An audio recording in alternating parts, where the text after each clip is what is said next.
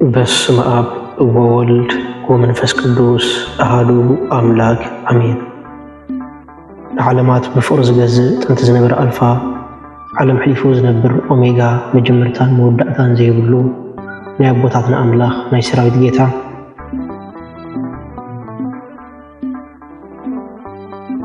ንገባሪ ሰናያትን መሓርን አምላኽ አቡ ጎይታናን አምላኽናን መድኃኒናን ኢየሱስ ክርስቶስ ሰቲሩናን ረዲእናን ዓቂብናን ተቐቢሉናን ራህሪህልናን ደጊፍናን ክሳብ ሰዓት እዚኣ እውን ኣብፅሒልና እሞ ነመስግኖ ኣለና።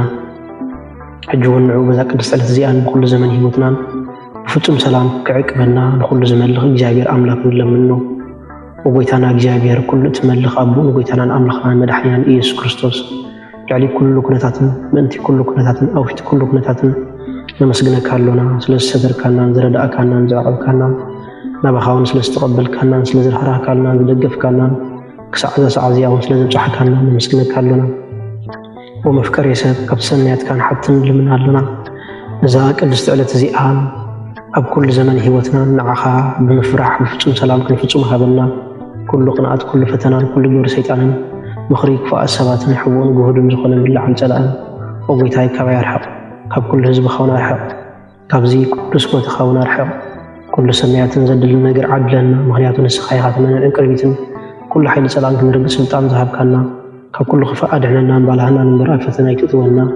እቲ ሓደ ወድኻ ጎይታናን ኣምላኽናን መድኃኒናን ኢየሱስ ክርስቶስ ምእንቲ ፍቅሪ ሰብ ኢሉ ብዝገበሮ ጸጋን ምሕረትን ምሳኻ ማዕረም ዝኾነ ውሃብ ሂወት መንፈስ ቅዱስን ክብርን ግርማን ውዳሴን ኣምልኾን ብሕብረት ብፁናትካ እዩ ሎምን ኩሉ ሰዓን ንዘለኣለም ዓለም አሜን።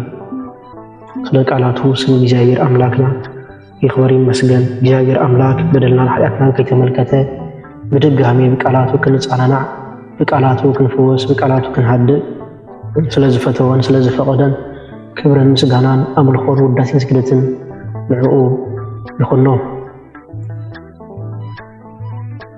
ንሱ ኣብ ተፀዋዓሉ ካብኡ ዘይትፍለ ቅድስተ ቅዱሳን ንጽሕተ ንጹሃን ቁራሪተ መዓት ናይ ሓዲስ ኪዳን ኮርቤል ዝኾነት ኣዲና ቅድስቲ ድንግል ማርያም ነቲ ኣማናዊ ዝኾነ ምግቢ ሂወት ነቲ ኣማናዊ ዝኾነ መስተ ሂወት ስለዝሃበትና ንዝወለደትና ወዳ ጎይታናን መድኃኒናን ኢየሱስ ክርስቶስ ብዘኽበራን ብዘፍቀራን መጠን ክብሪ ምስጋናን ንዓይኹና። ኩሎም መላእክት ነቢያት ሐዋርያት ጻድቃን ሰማዕታት እግዚአብሔር አምላክ ብዝሃቦም ክብርን ማዕርግን ይኽበሩን ይመስገኑን። ዝኸበርኩም ህዝበ ክርስቲያን ከመይ ቀኒኩም ከመይ ኣለኹም?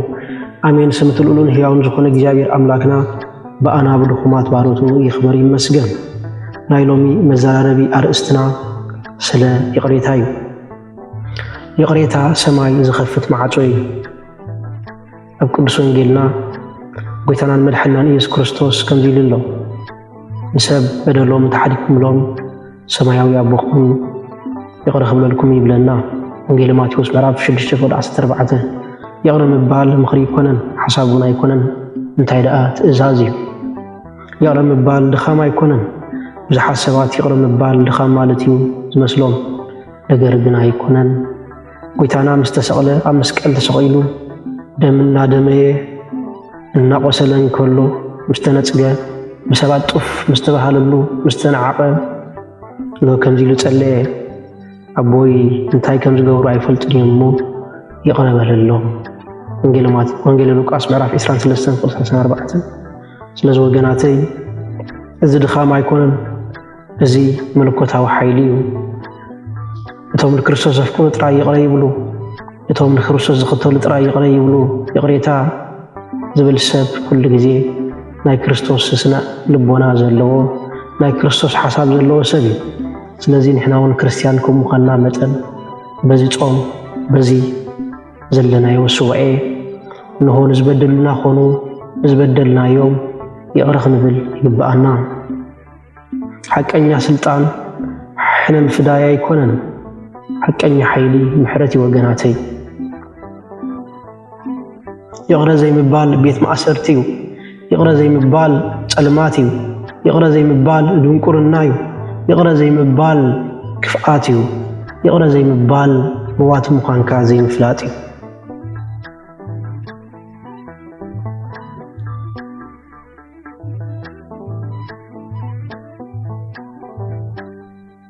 ሓደ ሰብ ክጎዳእካ እንከሎ ቃንዛ ይስምዓካ፣ ንሱ ሰብኣዊ ስምዒት እዩ ይቕረ ምባል ምስ ኣበኻ ግን መርዚ ሰቲኻ እቲ ካልእ ሰብ ክመተልካ ምጽባይ እዩ ስለዚ ይቕረ ምባል ክንድላማመድ ይግብኣና ይቕረ ምስ ዘይትብል ሰላምካ ይርሕቕ ጸሎትካ ይዕገት ልብኻ ይተርር ማዓጾ ጸገኻ ይዕጽሆ ቤትካ ብሓዘን ይኽበብ ዲያብሎስ ናይ ቀደም ቁስሊ ክንዝክር ከለና እዩ ዝፈቱ መንፈስ ቅዱስ ግና ምስ ፈትሓናዮ ይቕረ ምስ በልና መሕደሪ ክንከውን ይብህግ ስለዚ ይቕሬታ ናይ ነፍሲ ፈውሲ ወገናተይ ናይ ዓጸምቲ ድልዳለይ ወገናተይ ይቕሬታ ናይ ክርስትና ኣርማይ ወገናተይ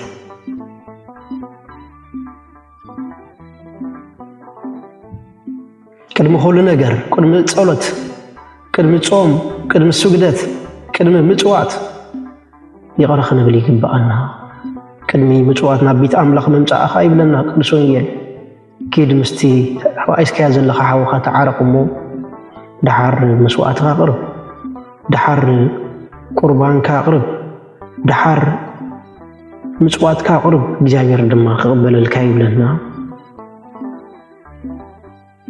ቅድሚ ኣምላኽ ንዓና ይቕረ ክብለልና ምሕታትና ንኻልኦት ይቕረ ክንብል ይግብኣና ልክዕ ከምቲ ኣብ ወንጌል ተጻሒፉ ዘሎ ከምቲ ንሕና ንበደሎም ይቕረ እንብለሎም በደልና ይቕረ በለልና ማቴዎስ ወንጌል ምዕራፍ 6:12 ስለዚ እታ ቃል ኣምላኽ ንብጻይካ ኣብ ሓውኻ ይትፈጽም እቲ ኣባኻ ክፍጸም ዘይትደልዮ ነገር ኣብ ሓውኻ ይትፈጽም እግዚአብሔር ኣምላክ ይቕረ ክብለልካ ትደሊ እንተኾንካ ሓውኻ ይቕረ በለሉ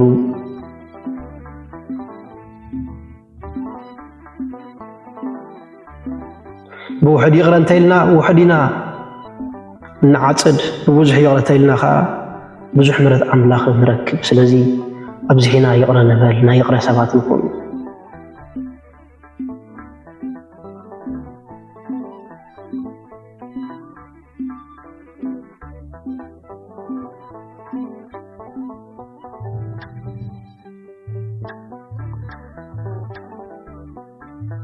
ምናልባት ቃንዘኻ በዚሑ ክኸውን ይኽእል ይኸውን እዩ ስምብራትካ ዓብዪ ክኸውን ይኸውን እዩ ምናልባት ተጠሊምካ ክትኸውን ትኽእል ኢኻ ምናልባት ተሓሲኻ ክትኸውን ትኽእል ኢኻ ምናልባት ክብሪ ስኢንካ ክትኸውን ትኽእል ኢኻ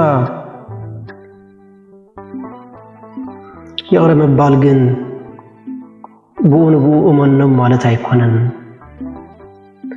ብኡ ንብኡ እንደገና ግህሰት ክፈቕዱ ፍቐደሎም ማለት ኣይኮነን ብኡ ንብኡ ፍትሒ ክዕምፅፁ ፍቐደሎም ማለት ኣይኮነን ይቕረ ምባል ንእግዚአብሔር ኣምላክ ኣሕሊፍካ ምሃብ ማለት እዩ እግዚአብሔር ኣምላክ እዚ ካባይ ቁፅፅር ወፃኢ እሞ ኣነ ይቕረለሎም ኣለኹ ንስኻ ባዕልኻ ኩሉ ነገር ትፈልጠ ኢኻ ኢልካ ንእግዚአብሔር ኣምላክ ምሃብ እዩ ኣነ ኣይብቀሎምን እየ ኣነ ሕነ ይፈድን እየ ሕነ ምፍዳይ ናይ እግዚአብሔር እዩ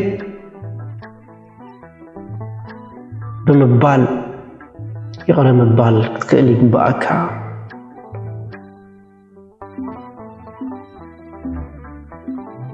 ስለዚ እዚ ቃንዛዝን ኣምላኽ ይህበለኹ ምረት ንልበይ ቋፃፀራ ኣይፈቅድን እየ ብምባል ይቕረ ብምባል ኩሉ ፍርዲ ንኣምላኽ ኣቦ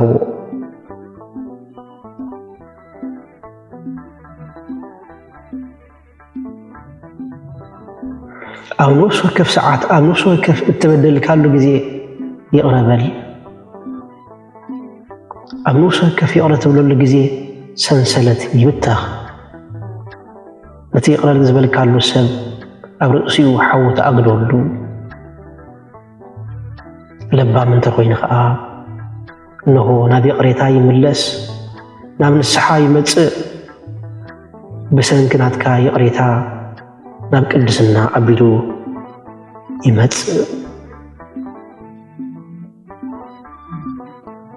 ስለዚህ ወገነ ይቅሬታን ክርስቶስ ከም ትመስል ይገብረካ ኣብ መስቀል ክርስቶስ ይቅረይሉ ነይሩ ዝገብርዎ ይፈልጥን እዮም ይቅረበለሎም ስለዚህ ይቅሬታ ክርስቶሳውያን ክንመስል ይብቃዓና ይቅረ ክንብል ከለና ንዕኡ ንመስል ስለዚህ ክቡር ነዚ ድምፂ ዝንሰምዕ ዘለና ኣሓትን ኣሕዋትን ዓላማ ክርስትና ዓወት ኣይኮነን ገንዘብ ምእካብ ኣይኮነን እቲ ዕላማ ከም ክርስቶስ ምዃን እዩ ይቅረ ምባል እዩ ይቅረ ምባል ድማ ንልቢ የፅርዮ ልቢ እንተፀሪኻ ንኣምላኽ ይርእዮ ስለዚ ይቅረ ምባል ተለማመድ ጸሎትካ ከም ዕጣን ክልዓል እንተደሊኻ ይቅረበል ብለይቲ ሰላም እንተደሊኻ ይቅረበል መንግስቲ ኣምላኽ ንዓኻ ክፍት ክትከውን እንተኾይና ይቅረበል ዓለም ንዓኻ ሰላም ክትበካ ትደሊ እንተኾንካ ይቅረበል ብሕርቃ ናይቲ ደቅስ ናይቲ ማል ቆስሊ ናብ ጽባሕ ክሰጋገር ኣይትፍቀድ